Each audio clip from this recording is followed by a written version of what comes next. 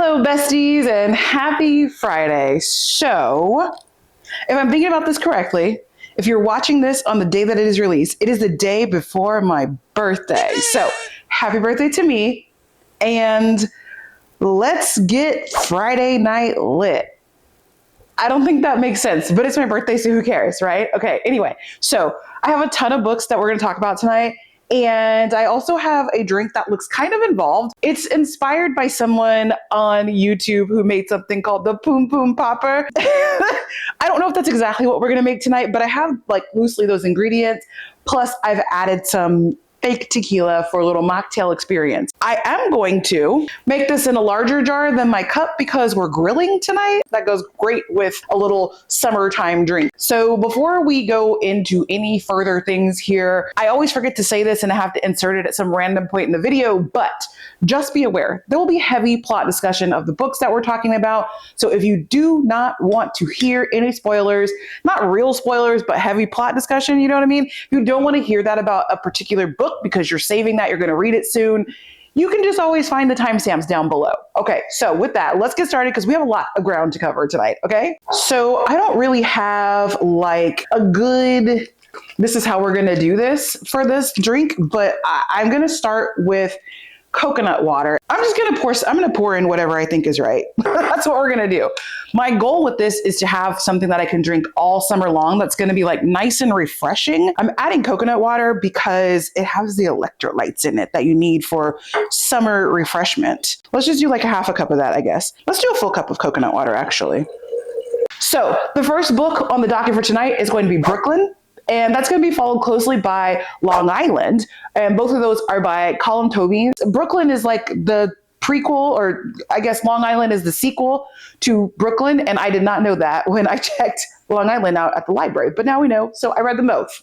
We also have to talk about the Library of Flowers. I'm going to add in some limeade. Actually, before I do that, I'm going to put in a can of pineapple juice. We got to talk about The Girl on the Train. Oh, is this all going to fit in here? I have no ability to estimate anything like this. I just be like, oh, it looks fine. It turns out it's not actually fine. We are going to talk about Strange Pictures, which was quite strange. Pour some limeade into there. We're going to talk about Watermoon. I have this coconut lime agave like drink mixer from a company called Bubs. I don't know, coconut lime is like one of my favorite things to smell, to drink, to taste. And to be honest, the girl who made the drink that has inspired what I'm making, which is essentially the same thing. I just didn't really commit to memory what she did. I just got the ingredients. She was using this, and this is the thing that made me want to drink this. So we're just gonna measure with our heart. The next book is gonna be The Emperor of Gladness. Also, The Old Man Who Read Love Stories. I think I'm gonna mix this without the fake tequila. And then let's add the lime. I promise I went to knife skill school. This knife needs to be sharpened like immediately. It's in bad shape, besties. Did I say the next book is gonna be Ignore All Previous Instructions? I don't know if I said that already. And then I have one more book, and I don't know if I'm gonna include it here or not, just depends on time, but that will be Candy Ryan's Score. And I think you guys know how I feel about that book. I am going to shake this concoction up and ice my cup. Have this beautiful cup. I'm gonna go ice the cup, shake this up, and then we're gonna transfer and we're gonna see how she tastes. I feel like this needs like a rim of salt. Do we have rimming salt? Okay, I have shaken that up. I found some rimming salt. Okay, I feel like I made this drink really quickly, but it's mostly just because I didn't measure anything. I just measured with my heart today. Let's get a shot of tequila in here. Oh, that smells delicious. Tell me, what is your favorite thing to do for your birthday? It can be book related. It can just be whatever. I just am curious. My favorite thing to do is read books, maybe buy books. I have like a kind of unfortunate birthday because it's generally like Memorial Day, which is the kickoff to summer, the unofficial kickoff to summer. And basically every year of my life, people are like, oh, we'd love to celebrate with you, but we're having a party for Memorial Day. So why don't you just like roll through? And I'm like, no, story of my life. But so I like to just do kind of like sort of like solo activities, though I will have to give a shout out to my friend Kylie. Otherwise, she'll probably be mad. Not that she watches my videos, but she'll be mad to know if I don't say this. But one year she surprised me with a little birthday dinner outing situation with the girls. We went downtown. We had drinks on my actual birthday, mind you. And a time was had by everybody. And it was a total surprise, which that's also never happened to me before then. So hats off to her for that. All right, this looks delicious. It smells incredible. Let's head over to the chair and start talking about these books. Okay, we're gonna try our drink. I don't know what to call it, but it looks delicious. Oh my God. Okay, that is gonna be perfect for the summer. It has all of those like summertime vibes in it with the pineapple juice for a little tropical. The coconut water is very subtle, but it's there. The coconut lime syrup adds just a hint of sweetness. I can actually taste the fresh lime juice like on top of everything else, but it's got a hint of salty, and that's without even salting the rim. It just has a hint of saltiness for like electrolyte-ishness. Is that electrolyte-ishness? Is that a thing? Okay, anyway. Let's talk about these books, honey. The first one is Brooklyn by Colm Tobin. And like I said, this is the first book, and then Long Island is the second book in the Eilish Lacy series. I first checked out Long Island because I didn't know that it had a prequel to it, and I quickly had to run to the library and pick up Brooklyn. So I read Brooklyn like really quickly so I can get into this. Now, let me tell you, in Brooklyn, we follow Eilish, who leaves Ireland, not exactly by her own choice, but because her family is kind of poor, and they basically are like, one of us has got to go to America in order for us all to survive. I want to say at that point, her father had died, and her two brothers were living in England, and it was her sister, and her mom. And so essentially, the three of them couldn't remain in Ireland. So her sister and her mom decided that she was going to go to America. And so we kind of follow her life in America was this in like the 40s? I don't even remember the time period, but we follow her life in America, and she essentially is kind of going through like getting a job and where she lives and getting friends. And she goes back to Ireland at one point after she met a man in America. And so it kind of becomes this like, I don't want to call it a love triangle, but it becomes a situation where she has this man in America, and then she also has this guy in Ireland who she meets while she is home for one summer. Mama is like, I don't know what to do, because she's like, am I going back to America? Does that matter? Or is this man kind of looking good in Ireland and I can just stay here? So that is basically essentially what happens in this book. And when this book ends, this is an actual spoiler. When this book ends, she goes back to America. Okay. That's important because where this book picks up, she is 25 years into the future from where this one ended. So it's her life in America has been established. She was with the guy from America, and essentially her mother is old, and she has not been back to Ireland since she went in this book. Okay. She's not been back to Ireland at all. And the way that this book starts, her husband was cheating on her, and he has a baby on the way. Okay. That's like page one. That's page one of this book. Okay. So she's like, F this. Okay. I don't have to put up with any of this. I'm going to Ireland to go see my mother because I can do whatever I want. Okay. I can be selfish if I want to.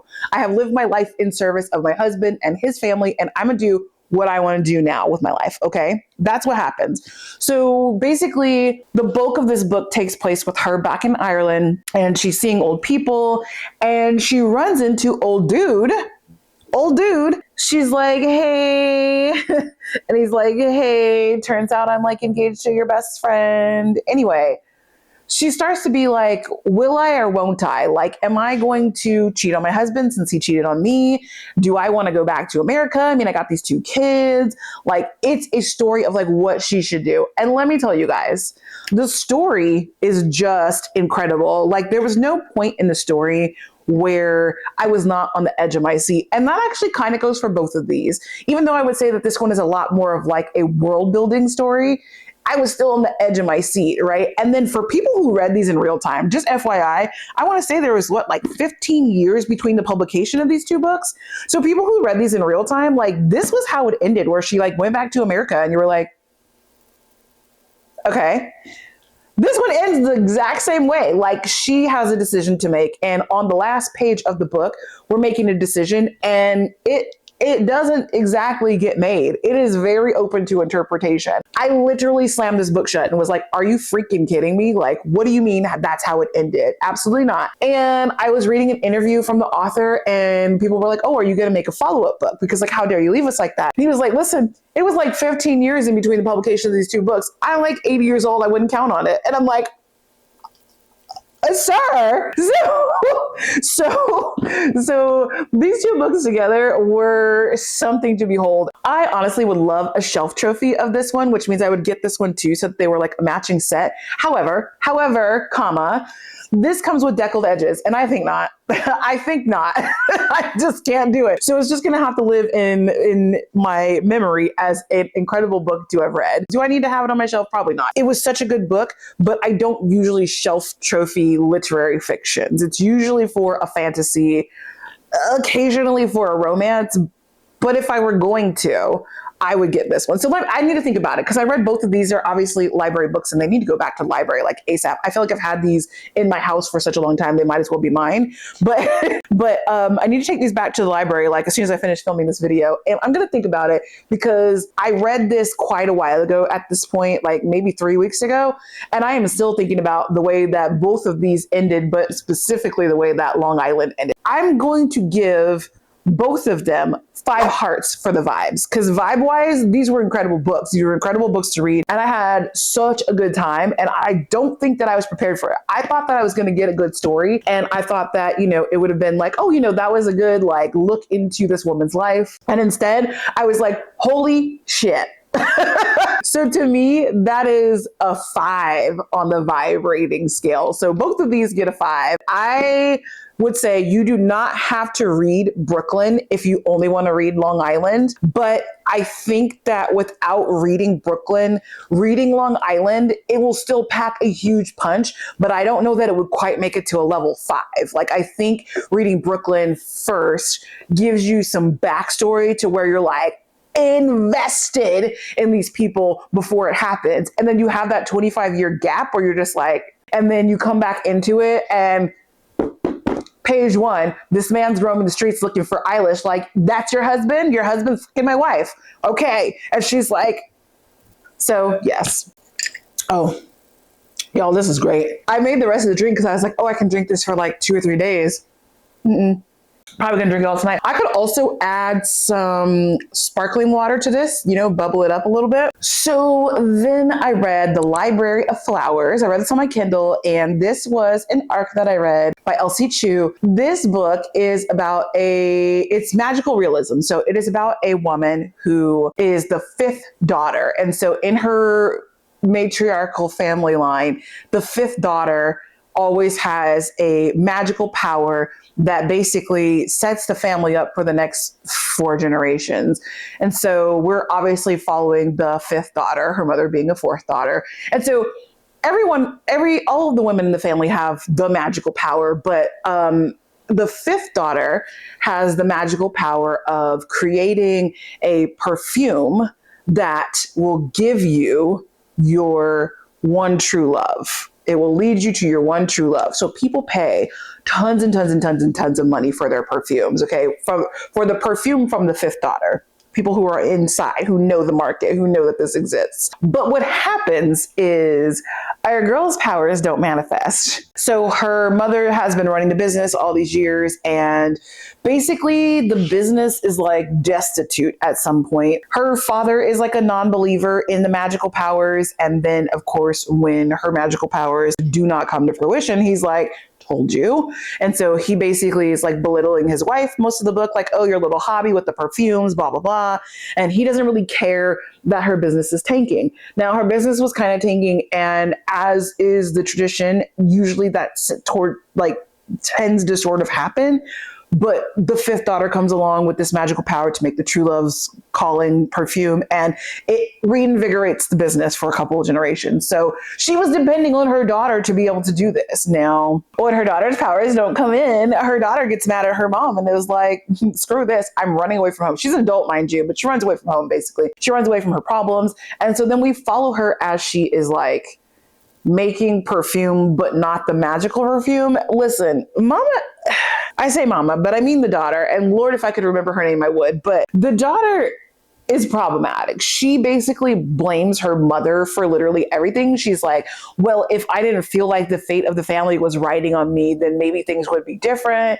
And like, you're always so hard on me. You don't care about me except for my magical powers that I don't even have. So now I don't even know why you bother having me. And like, the mom basically seems like she just only cares about her perfume business. And she's very hard on her daughter, like, oh, well, your power's going to come in one day. And she's like, Mom, I'm like 28. If they didn't come in when I was 13, then they're not coming, or 18 or whatever. And her mom's like, they'll come one day. We just got to keep working on it. And it's like, you know, you kind of see this, like this toxic mother-daughter relationship. It turns out that like everybody else around them sucks too. There's the sister-in-law. So the fifth daughter's brother's wife. There we go. So there's the sister-in-law. She super sucks. Okay. Then there's the dad and the brother who also incredibly suck. And everything revolves around this perfuming and this so-called magical power. And as it kind of turns out, everybody sucks because we're seeing it from one person's perspective. And that person is the one who mostly sucks. Basically, the daughter refuses to acknowledge anybody else's experience besides her own. And she refuses to take into account that, like, maybe she's not right. Now, I will say, like, towards the end of the book, she kind of starts getting there. And, like, it took a man to be like, girl, you're incredibly selfish. And she's like, me? Selfish? And he's like, yeah, and I'm like literally not going to put up with this. Okay, that's what it took for her to be like, am I the problem? Yes, girl, it's you. I was kind of infuriated a lot of this book because I'm like, why is she so unwilling to do any amount of self-reflection? I will say she drinks quite a bit, so that might have something to do with it. I just found myself really annoyed with her for most of the book. She just was kind of insufferable. I understand that the book was good. The characters just all sucked in the garbage with every single one of you. That's what I would do. I think the author did a really good job of kind of showing us the toxic mother-daughter relationship that exists for a lot of people. And I have this pillow in this chair that is really on my nerves. Okay, there we go. And now it's in my lap, whatever. She did a good job of showing us this like toxic mother-daughter relationship that exists for a lot of people. And I found that that was probably like really relatable. But what I didn't super love was the men. Like, I don't know if they needed to be quite as cruel as they were. It didn't like detract from the story. And I think that this is just a personal thing for me, which reading is personal and subjective. But for me, like having the men be just like nasty like that, like I just called them small men. That for me was kind of like, okay. So I think it was well written. I think that that little teeny tiny piece of it just for me distracted a little tiny bit from the vibes. But I'm still going to give 4 hearts for the vibes here. I'm going to give this a 4 on the vibrating scale because why do I say that? Vibrating? Because that sounds ridiculous. The rating for the vibes, okay, because I had a good time with it. It's just that anytime the men were on screen on page, I was like, oh my God. But they weren't on the page that much. So, you know. Oh, Lucy. I think her name was Lucy. I think that's right. Lucy Hua, is that right? So after that, I listened to The Girl on the Train by Paula Hawkins. Is that right? This one is a kind of an older one, but I actually listened to this one on audio, which was quite nice because the narrator did a really good job of adding to the franticness of this. And so this one is a domestic thriller, and our, there's a little thread here. So our narrator, our main character, one of our main characters, she is an alcoholic. So she is an unreliable narrator, whereas Lucy from the Library of Flowers is a little bit of an unreliable narrator as well. So I'm seeing little threads here that that tie the books together. Anyway, she is an alcoholic. And so everything that she tells us, we cannot take as the truth. And it adds to the mystery part of what is happening. And essentially, we have murders that happen, and everyone is kind of tied together through a central, like the alcoholic woman divorced this man who's married to a new woman, and the murdered woman is their neighbor, but there's the girl, the alcoholic, is on the train, and she sees all sorts of things happen, and she thinks she has something to contribute to the story, to tell the police about what happened in the murder, even though she didn't see the murder, but she has these memories of like things that are happening. It is literally crazy town, okay? And there are so many different women who are similar, who are related to, who are revolving around this like neighborhood, these central people to the story, that it's really difficult to grasp what the F is going on. And that is what makes it such a good thriller book. Okay. I was invested, and I was definitely being like, and I don't know how I made it this far without ever having that book spoiled for me, because I think it was turned into a play. But I feel like, was there not a movie about this also? I feel like there might have been. Listen, if I watch a movie with you today, by tomorrow, I'm going to basically forget that we watched that movie. Well, maybe not tomorrow, but like, a month from now, I'm going to forget that we watched that movie. That is just how my brain works. I just don't keep it with me. I don't know, but it felt very familiar, and I still like could not really grasp exactly who done it. So for me, it was very well done. Vibes wise, I'm going to give this like, I'm going to give it like a 4. I don't want to glorify alcoholism, but I felt like that aspect of the story made it so much harder to track, and it was very well done.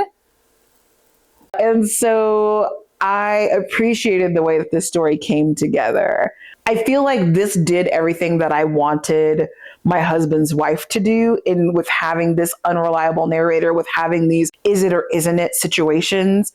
And this like really took it to a level where I was actually invested the whole time, and not just like, okay, but then what happened? Instead, I was like, oh my God, and what happened next? And like, was she drunk when that happened? Like, did that actually happen to her? Was it her that was there? And like, I think I've mentioned this before. I'm not a big like theory kind of person when I'm reading a book or watching a movie or anything like that, or watching a TV show, like, oh, what happened next? Like, I'm not really into that. I just like to let it happen to me as it's happening, instead of trying to think forward to what may or may not be happening here. But in this one, I was like, is it her? Does she do it? Did she kill that woman? Like, is she jealous of that lady? Like, so many theories were going off in my head. So that made it a pretty high rating for me. So a job well done on this book.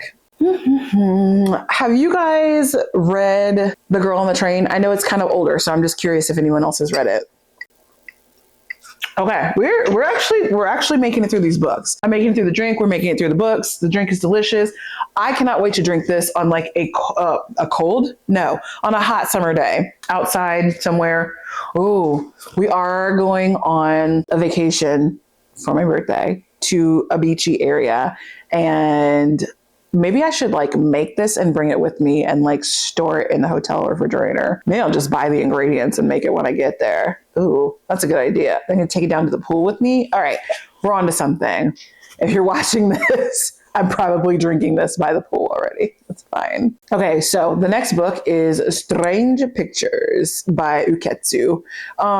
This was strange, and I don't think that that's like shocking or surprising or anything like new and crazy to say. In this book, we have these like series of pictures that were they all drawn by a child? But we have a series of pictures. I'm going to be honest with you. It felt very disjointed. Like it felt like just like random stories, but in the end, it all makes sense. Okay. I don't really know what to say about this book that won't give it away completely, because it was like a fun thing to kind of reason our way through. and to try to think of like, okay, if you're looking at this photograph, you obviously know that this photograph is going to give you more information than it kind of does on its surface.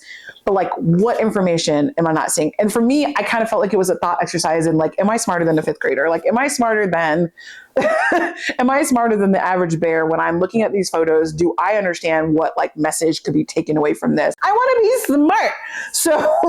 So I read this book, and this is my husband's book, first of all. I read it for part of the hardest reading challenge you'll ever do. Otherwise, I probably honestly would not have picked this up. It just didn't seem like my cup of tea. I'm so glad that I did read it though, because now I want to read the other books by DICUSSED. He does own it's right here, actually. He does own Strange Houses, so I reckon I will read this one next. But there is a third one out, Strange Buildings. And so even though this is his book, I'm probably going to read this before him, and then I'm going to go buy the other one. So the third one will belong to me, not to him, which is crazy because we live together because we're married. And I just messed up his bookshelf. It's fine. So Strange Pictures. Actually, I don't know why I'm trying to open the book to show you guys the photos. The photos are on the actual cover of the book. Okay. So these photos kind of lead us through our mystery. And it's my understanding that DICUSSED is a YouTuber who has never shown his face before. And these are kind of like what the YouTube channel is sort of about, something like, listen, I didn't do any research. Okay. That's my understanding of it. Like I said, I did not think this was going to be my cup of tea. I had to read a translated work. We had a translated work on our shelf, so I picked it up to read it. I had such a good time reading this. Vibes-wise, I'm going to give it a 5. Because this was another one where I was like trying to come up with theories ahead of time. I was like, wait a minute. So then did we do XYZ, or was it this one? Or maybe this is saying this. Oh no, I think it was this person. Like I was so like, I don't usually do this. And you can even, I even came downstairs and asked my husband, I was like, so when I was reading it, he said this, and like, do you think it was this? And my husband's like, just read the book. And I'm like, no, I want to talk about it right now. So now I understand how annoyed he gets with me when he wants to theorize about things. And I'm like, I don't care. I don't care. We'll just see what happens when get there. So, vibes wise, this one was really good, really, really good. Okay. And I'm going to be reading more from DICUSSED, and I honestly can't wait. I love that it's also fairly short. So yeah. Y'all, I've been filming for 32 minutes. The camera's about to shut off, and then it's probably going to overheat soon as well. So I'm going to take a quick break. We're going to let the camera cool down. We're going to change the battery. And we'll be right back to talk about all the rest of the books that we still have to go through. It's going to be like half a second for you guys. Okay, I'm back. And I managed not to finish my drink while it was gone. Anyway, on to our next book, which is Water Moon. Not me throwing the book on the floor. My God. Water Moon. Now, I actually ended up listening to 100% of this book on audio. That was never the plan, but it happened, even though I own it. And I waited such a long time to pick up this book in paperback because I didn't want to read the hardcover. This is when I was a very, very staunch no hardcovers in my life kind of person. I've since come around a little bit, but there has to be I really, really want this book for me to buy a hardcover. I just don't like holding hardcovers in my hand, but whatever. I digress. I thought that this was a cozy fantasy, but as I was getting more into it, it really wasn't like a cozy fantasy. There were actual high stakes in this book, which to me is kind of the quintessential thing about a cozy fantasy is that the stakes are not very high. So in this book, we have this woman who is Hana, who has inherited what do they call that? A pawn shop. She inherited a pawn shop from her father who retired. And this pawn shop actually looks like it is a ramen shop from the outside. But if you are a person who is in need of the services of the pawn shop, when you walk into the ramen shop, you actually just appear into a pawn shop. So in this pawn shop, you are not trading things, but you are trading to get your wish. You know what? I'm going to be honest with you guys. It's a detail that has escaped me at this point in my reading journey, but the overall story, and this is crazy because I should know this, but I just have forgotten. Hold on, let me Google because that doesn't make any sense. Look how floppy this is though. Okay, so apparently this actually is classified as a cozy fantasy. So apparently I'm crazy. It just didn't feel like it was cozy to me. Like, I mean, it was cozy, the story was cozy, but we had some pretty high stakes. Anyway, it is a hidden Tokyo pawn shop where people trade life choices and their deepest regrets. So the first day that Hana is in charge of the pawn shop, she wakes up, she comes downstairs, and the pawn shop has been ransacked. However, a customer is there. And so her and this customer are like, what the heck is going on here? She's like, yo, where's my pops at? Her dad is missing. These people come and they're like, you know, the big baddies or whatever. And they're like, where's your dad? And she's like, I don't know. Someone broke into the pawn shop. They're like, well, whatever your dad stole needs to be found and we need to see your pops. And she's like, I don't know where he's at. And they're like, you're going to need to find him or we're basically going to kill you. I don't know if that's what they were planning to do, but they're basically planning on doing something to her that was pretty detrimental. Meanwhile, this customer is here and he's like, the whole time during their conversation. So, I mean, he's upstairs, but he's like, what is happening here? And she's like, don't worry about it. What can I help you with? And he's like, well, no, obviously you need help. You're bleeding. And she's like, well, no, like, what can I help you with? And he's like, I mean, I'm going to stick by your side. So basically, she's not really supposed to have him with her on this adventure through the magical otherworld, where she's going to go try to find answers about where her dad went, which also is going to give her answers about where her mom went. And she's also trying to get back this artifact that her dad took so she can give it to the big baddies. And he comes with her anyway. And people everywhere she goes, they're like, who is this human being with you? And she's like, that's my friend. And so I don't know why that's so funny to me. But anyway, so they're kind of going on this like magical adventure to kind of like find answers, to find these things that they need. And essentially at the heart of all of this is this like budding love story between the two of them. But it's like, you know, we can never be together because he's a regular human and she's like a human person situation from the other world. Like they don't exist in each other's worlds. And so it is a beautiful, heartwarming love story that is actually a little bit tragic also. Like it has tragic undertones, but it's heartwarming and it's beautiful. And I loved everything about it. I mean, like this book was beautiful. It's nice and floppy, even though I listened to it on audio. So regrets there because I really should have picked up the physical book. I just really enjoyed kind of this take on the pawn shop and it made me want ramen. I am not actually like I like ramen noodles. I like instant ramen. Like what is it with the top ramen? I like that. I'm not like a ramen eater, like the way that they actually eat ramen in Asian cultures, like, you know, the eggs and like, I don't do that, but it did make me want top ramen the whole time I was listening to this book. But unfortunately I was driving around, so it wasn't going to happen. But I liked this story a whole lot. And I am kind of mad that I waited so long to listen to it because it was good. And I should have listened to it. What was it, last year when the hardcover came out? Or I should have read it last year when the hardcover came out. But it was cute. And I thought I liked the way that the pawn shop worked. It was like, oh, that's an interesting take on that. And I also liked the symbology of the cranes, which the hardcover has a dust jacket that comes apart and you can fold it into an origami paper crane.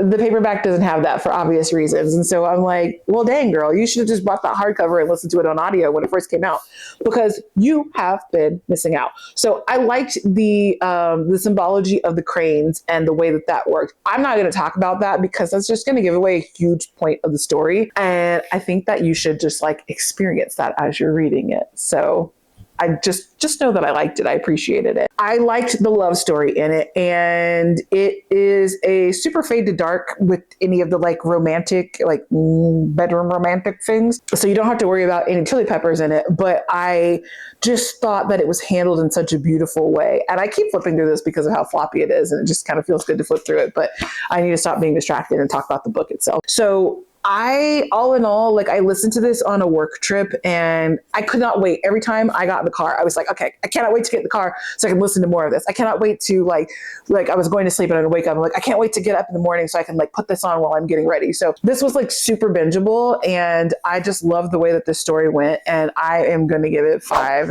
hearts on the vibe rating scale. I am going to read Samantha Sotoyambao's next book. What is it called? I'm trying to remember what it's called. Something Express, the train book.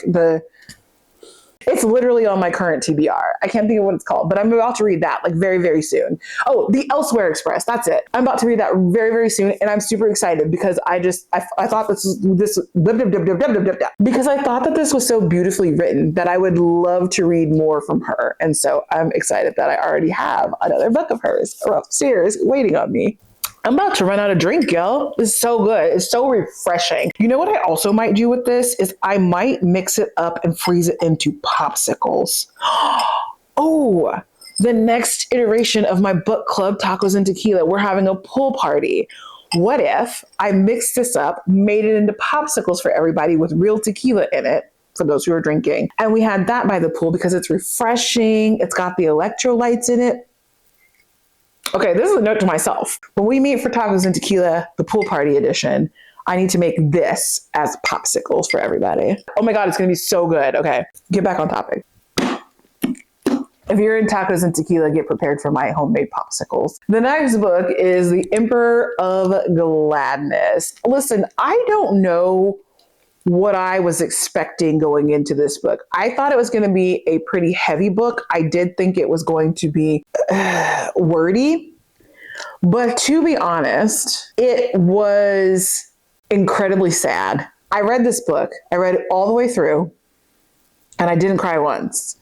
Afterwards, so my husband likes to interview me about my books like as soon as I finish them, as if I'm not trying to process it myself, but it's fine because sometimes it helps me kind of like put into words what I want to say about a book. And sometimes I'm like, could you leave me alone?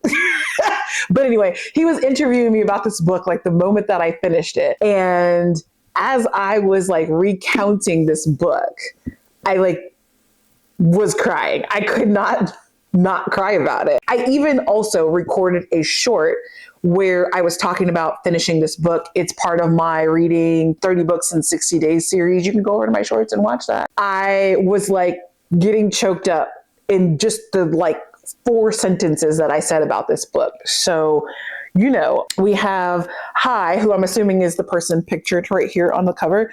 We have Hai, who on like the first chapter essentially tries to jump off of a bridge. And this old woman who sees him out of her window and basically is like, get over here, boy, what are you doing? And so he goes over to her house and she's like, so, you know, are you hungry? Like, I'm gonna feed you something. And he's like, I wasn't gonna jump off the bridge. She's like, okay, I got you, whatever. And so she essentially at the end of that evening invites him to come stay with her because she needs a caretaker. And he's like, I mean, I guess he didn't really have anything else going for him. And so he ends up staying with her. Now he is addicted to pills. And this book is largely about substance abuse. It is about just kind of like small town America, forgotten towns in America. We're somewhere in like the depths of Connecticut, right outside of like the capital of Connecticut, but like it's a forgotten town. Like the trains don't stop there. There's nothing going on there. There's nothing for anyone to do there besides derelict things. And so it's kind of the journey of Hai trying to become sober while also caring for this elderly lady who has dementia, and who is sort of like abandoned by her entire family. The two of them develop this relationship that is at the core of this book, even though we are going through a lot of like random things that Hai does and experiences, getting a minimum wage job and still trying to like, you know, beat the pills. And we live through some of his attempts at recovery and things like that. We're going through all of that. But at the core of it, there's always this relationship between him and the elderly woman. What was her name again? Grisina. Hai and Grisina, that's like the core element of this book. And at the end, the way that their relationship, how do I want to say that without giving away everything that happens? The way that their relationship culminates within the book was just so profoundly heart-wrenching. And like, when I think about that, there's nothing that I have besides tears. Like, it just was so fucking sad. And then the way that the book itself ends is very much left open to your interpretation by Ocean Vuong. And my interpretation is in agreement with the majority of people's interpretation, which is incredibly fucking sad. This one is so worth the read. And Ocean Vuong's writing is wordy, which is what I thought about it, from the get-go, but it's wordy in such a good way. This one is going to be featured in a reading vlog with some other library books. Actually, this one, Long Island, and Nora Roberts' The Mirror are going to be featured in a reading vlog. I have to finish The Mirror first before I can publish that vlog. So you'll get like my thoughts along the way in that. If you subscribe to my channel and hit the bell button, you'll be notified when I upload videos, and you'll see when that video goes up. That should be in probably like 2 weeks from when this video comes out. So it should be up pretty soon. Okay. So you'll get like all of my deep, intimate thoughts of this as I'm going along reading the book. But suffice to say, this was such an incredible freaking read. And I don't know what I thought. Like, a lot of people say Ocean Vuong is a really prolific writer. And I was like, could it be that great? But it was. It literally was. It was. And so this one, I looked it up. The paperback copy is coming out later this year. Is it in July or September? Anyway, I am waiting for the paperback of this because literary fiction, I'm going to shelf trophy this. So, I'm finding some really good books at the library that I want to shelf trophy, and they're literary fiction. And that's just not really how I roll usually. But this was such a good, deep read. Needless to say, on the vibe scale, she's getting a 5. If a book makes me cry, if a book makes me cry, it's straight to the top. And even though I didn't cry, I did not shed a tear while reading it. We were like 6 minutes after I finished, tears. I was like, I can't stop. I can't control myself. So that to me is an incredibly well-written book. Like, I was just in it. Okay. So The Emperor of Gladness. And now I need to read more Ocean Vuong. So what book, if you are a reader and a lover of Ocean Vuong, which book should I read next? Okay, we're getting there, y'all. We are going to make it. So then I read The Old Man Who Read Love Stories. This one is an older book. It's from like 1988, I think. And it is a translation from,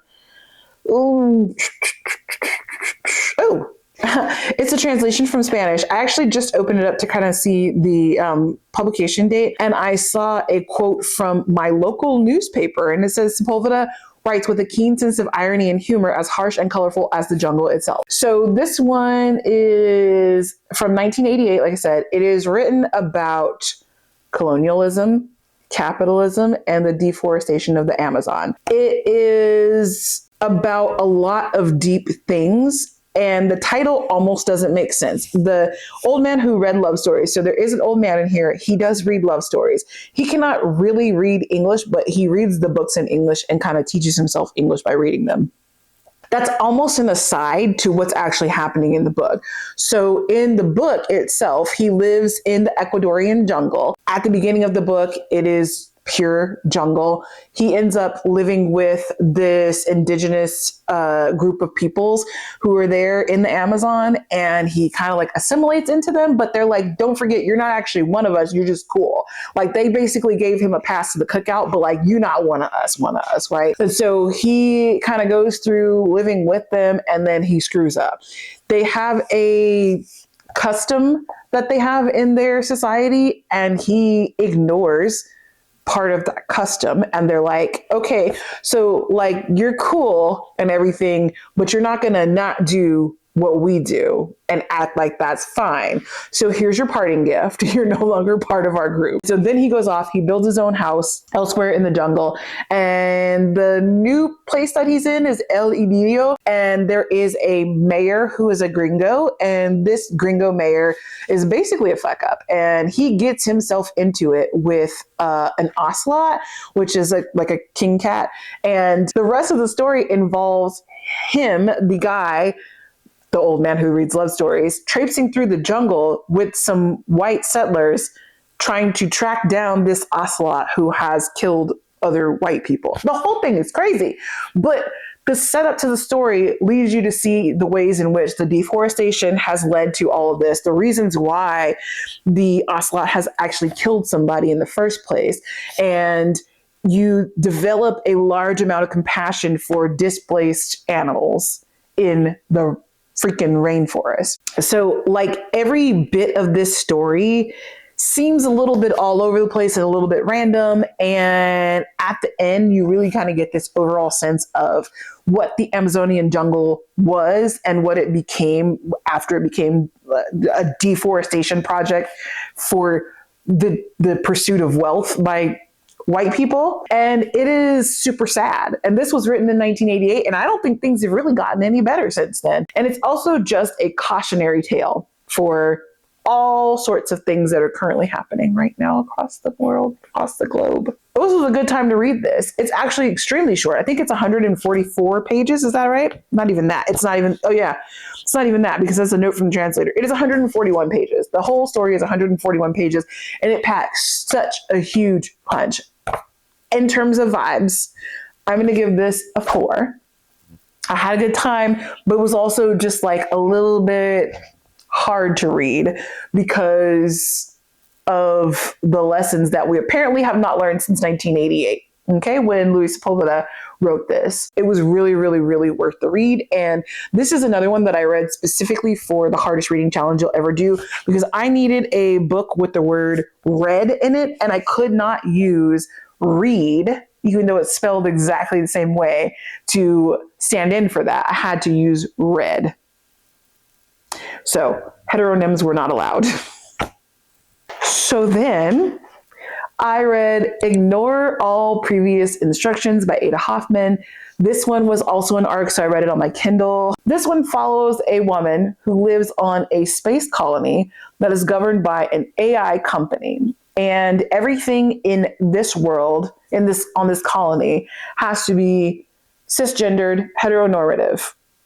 And we cannot really talk about sexual things at all. It is all policed by the AI company. Our main character, we follow her throughout her life and we get a back and forth between current time and her childhood, her growing up, her coming of age story. And she, through the course of this, discovers that she is a lesbian. We know that she is autistic because the AI government has given her an AI robot that helps her to assimilate into culture and learn how to not be autistic. Spoiler alert, it doesn't really work. And she also dates a trans man. So this book encompasses so many different things that are all very inclusive of everything you see in society that this AI company has tried to eliminate. They weren't actually successful in eliminating it. It all still exists there. I like the way that the author handled this book. I love the way that Kelly, that's our main character, I love the way that her having autism is part of the book. It's not like a book about her having autism and being crippled as a person. It is, she is autistic. Here are the ways that the government essentially tried to control that and fix that. But here are the ways that she uses it to her advantage anyway. And I really like that she digests the world by thinking about it from the perspective of a fictional character. So she's a TV writer and she wrote this fictional character called Orlando. And so she thinks about things from Orlando's perspective. And so when she gets into a situation, she's like, okay, what would Orlando do? And that's how she processes the world around her. And I just really love that. I thought that was such a good way to present that. I will say that the author is autistic. And so I believe that when I was reading the kind of like after note from Ada Hoffman, that they said that it was a measure of self-insert, and so trying to put into words the way that they themselves view the world, and so you can feel that authenticity come through on the page. This book, I don't know, like there is a heist that happens in the book. And so it is a whole bunch of things all rolled into one. And when you think about that, when you just say, like, when you're trying to give someone an elevator pitch on this book,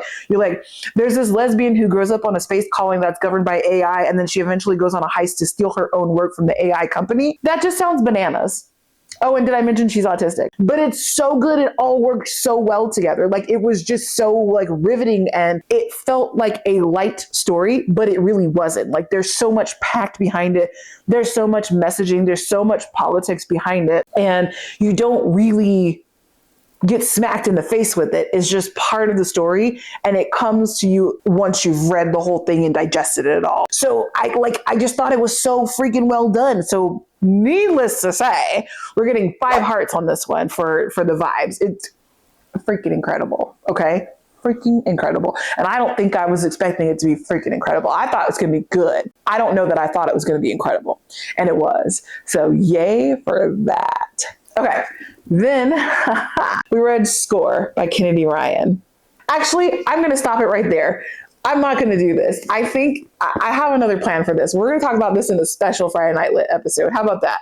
We're going to stop it because this video is like insanely long. So we're not going to talk about Score right now. We'll talk about that the next time we convene for Friday Night Lit. Okay, how about that? You'll just have to wait a little bit longer. But actually, if you're watching this, the video before this should have been my kind of like mostly unedited reading vlog of that book. So if you're anxious to hear any wrap-up thoughts about that, you can just go back to that video and kind of get a little bit, because I don't think I did a good job of wrapping it up. So you can kind of get a little bit about Score from that video, but we're going to do something special for this. Okay. So let's just hold it right there. And that will be the end of that. I have finished my super invigorating electrolyte summer drink. I don't know what to call it.